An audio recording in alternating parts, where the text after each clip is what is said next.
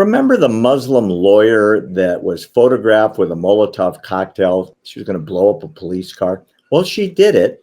The cops caught her. The sentence guidelines the judge considered before sentencing her to prison were a minimum of 10 years in state prison. You won't believe the sentence she was given.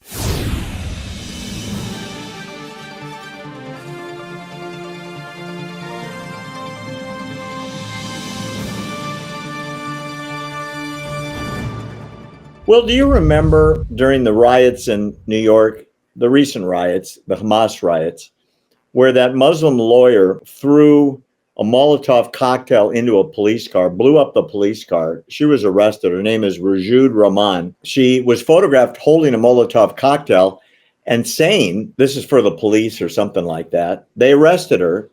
She just got sentenced. Listen to this. The minimum sentencing guidelines for this crime was 10 years in state prison. 10 years. Just before the sentencing, Biden's Justice Department intervened on her behalf. No way.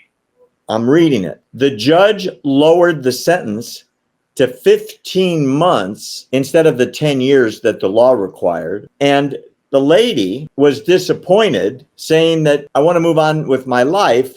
And she was protesting 15 months. Oh my God. Can you explain what in the world the federal government is doing intervening in a state crime against police? I hope this becomes a campaign issue because it's despicable. Why would the federal government, Joe Biden's Justice Department, intervene to get her sentence lowered from 10 years minimum, by the way? The judge could have sentenced her to more. Well, I think it's because they protect criminals.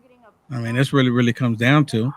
They're defending and protecting these criminals. You know, Biden's Justice Department, this is the same Justice Department, mind you, that their number 3 guy took it, stepped down to go after President Trump.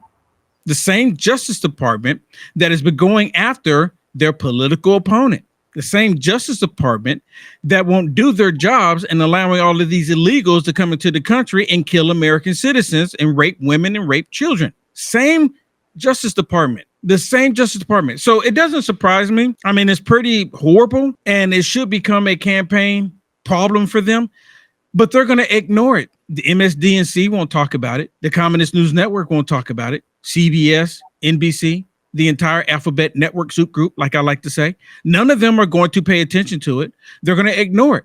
Because the biggest problem for them is Trump. And well, I guess now, getting rid of Joe Biden for the most part. But no, you know what, Barry? The judge should have said no. Oh, it falls for on the sure. judge too. It falls on the judge too. The judge should have said no. I'm not going to do this because no one is above the law.